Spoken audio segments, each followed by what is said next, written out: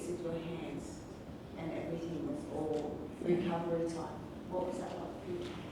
The recovery time was super frustrating. Really, really frustrating. How long till you could use your hand? Ooh, well, twice they said that they're going to have to amputate my hand. So I went into a second surgery and the surgeon said to me, you might wake up without a hand. So I had to prepare myself for that. And then when I woke up, I still had my hand. I thought, this is great, but I was also hoping I wasn't hallucinating from the drugs. You know, I'm thinking, is this hand really here? You know. So the recovery was really, really difficult, mentally and physically, because I was on a lot of pain medication and a lot of psychiatric medication, and had to do a lot of rehabilitation. Like they had to sew my thumb on this hand. They had to sew my thumb to here, so my thumb was sewn on. Then they had to make an artificial webbing. So every night for like 6 months, maybe more, they stretched the webbing to make some artificial webbing so I could use my hand properly. I still don't have full feeling in my hand, but I'm happy I can use it, so I'm just grateful for that, yeah. Something that I think you should leave with today is that I think you're amazing. Oh. Your accomplishments, your strength, your power, your courage. So nice, thank you. To be able to be where you are today, coming from someone with a really background. Sorry. It's inspirational. Thank you, that's so nice. Gosh, got us all going now. We need Kleenex to sponsor us. I think it's really amazing, you know, being survivors, being addicts, being low socio-economic backgrounds, all of the above. It's amazing, it really is. So using that in your workplace and be able to get people to where they need to be. And having clients thrive. Yeah, thank you. No, thank you. That's beautiful. Really appreciate that. You know, I guess everyone in this room knows you often don't hear compliments like when you work in the trauma space, and you don't expect them either, right? You don't do it for the thanks, but when you do hear something lovely like that, it's beautiful. And you think, And that's the power of lived experience. When we use our voices, we share our stories, we open up space and for that vulnerability and that capacity for other people to share and see themselves in our stories, and it's such a beautiful exchange of experiences. and it makes it worth it too, because you would know working in this space that you have your days where you think, I can't do this anymore, this is really tiring, this is hard. And you have your down days, but then moments like that, you think this is what it's all about, or you hear about a really good outcome, one of your clients, and you think this is what it's about, this is what keeps me going, you know, so yeah. Any other questions or comments or shares? Can you apply for a spent conviction? After 10 years, I think you can. Yeah, but my problem is that if you Google my name, it's all over. There's so much shit on Google. Some pictures, and I have to like get a wig of different colour hair and like incognito glasses. And so I've kind of given up on that. But yes, for other people, you can get a spent conviction. I think Australia needs to look at changing a lot of their policies, and they need to have a more trauma-informed recruitment system. A lot of businesses do as well, because they've always got this thing saying we're inclusive, and they list every single inclusion you can imagine except for, you know, a conviction history. So we need to kind of get onto that and be a bit more progressive when it comes to that aspect of things. Some employers are accepting people with convictions. Yeah.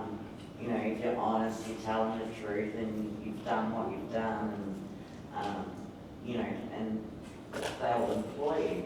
But yeah, you've got to be lucky, I suppose. You do. There's not enough. So I really commend those employers, and people need to look to them as an example. I guess as waymakers in this field.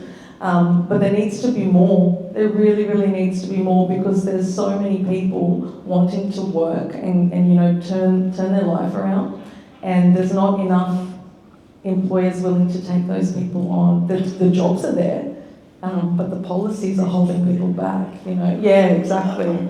Yeah. There's people who don't want to work. Yeah. We've got time for That's one. me some days. We've got time for one more question. What is your call? I've got one here. Accessory. You can't miss it. Check out that cover. It's pretty impressive. It's a bit clickbaity, but that's what the publisher wanted it to be eye-catching for people to pick it up. So it is a true crime genre, but in there is a lot of women's issues.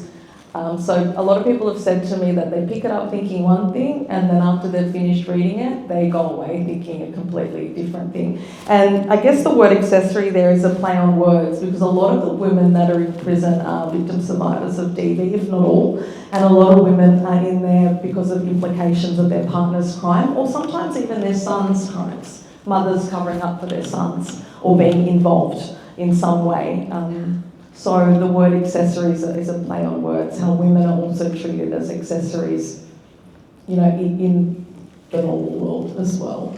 Yeah. Is it in all bookshops? Yeah. It is. I've got some copies here, if you would like to purchase one. You can purchase one. So yes, I've got a couple of copies here.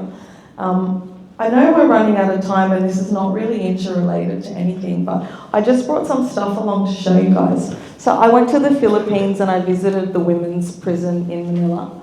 And I just wanted to show you some of the things that these women make over there. And it's from their livelihood store. Isn't it beautiful? It's from their livelihood store, and all the money goes to them being able to buy extra food, medication, sanitary products, etc. I had a lot more bags, but I gave them away because they're so beautiful, and I'm like, can I have one of those? So if anyone wants to contact me and wants to purchase a bag similar to this, all the money goes to the women in the prisons over there. When I visited, I'll just tell a really, really super short story before we go. The dorm is about the size of, from where you're sitting to the end here. And there's 60 women in a dorm of that size. And they are on bunk beds. So there's like 30 bunk beds, 60 women. And there's a beautiful husky, it was in the unit as well, so they sometimes have a dog in the unit. The oldest lady there was about 80 years old. I'm not sure what the youngest age was, but what I found when I went over there was that they had a much bigger sense of community and encouragement to engage with family on a daily basis. The only days they weren't allowed to see their kids was when they had learning on, so learning and job skills. Every other day the kids were allowed to come. They had a really beautiful playground there, and family was allowed to come, and it wasn't really time limited. They could be out all day with their kids and their family. And when I asked them, when I asked the warden, I said, what happens when the women are released? Where do they go? Because we have a real big problem with homelessness here. Women come out and they go into homelessness and then they end up back inside for obvious reasons. And they actually laughed at me, which I understand, but they had a bit of a laugh, and they said, what do you mean, where do they go? They go back to their families. And I thought, yes, that's because there's so much encouragement here for family connection. And that's something that is really, really different to the way that we do things here. So we go into the visits area and there's all these posters, you know, we encourage connection to kin and family. Those posters are all bullshit, you would know if you've had anyone in prison. Sorry, excuse my language, but it is, it's all lip service. So I would really like to see that change. So we did some cross-cultural knowledge sharing in the Philippines, and we found that, you know, culturally they do things a lot differently, and we need to do those things here. Connection to family, connection to kids, somewhere to go when you get out, you know. Because if you're in prison in Brisbane and someone's visiting you constantly, your family or whatever else, and then you get tipped and you move somewhere else, like to Cairns or whatever it might be, how are they going to be able to afford to go visit you in Cairns? It's ridiculous. Of course there's going to be a disconnection there. So we need to really look at the way we do things in regards to that. But if anyone wants a handbag, because a lot of the women, they don't have mattresses, so they're sleeping on cardboard. So I'd like to get them some mattresses. So just email me.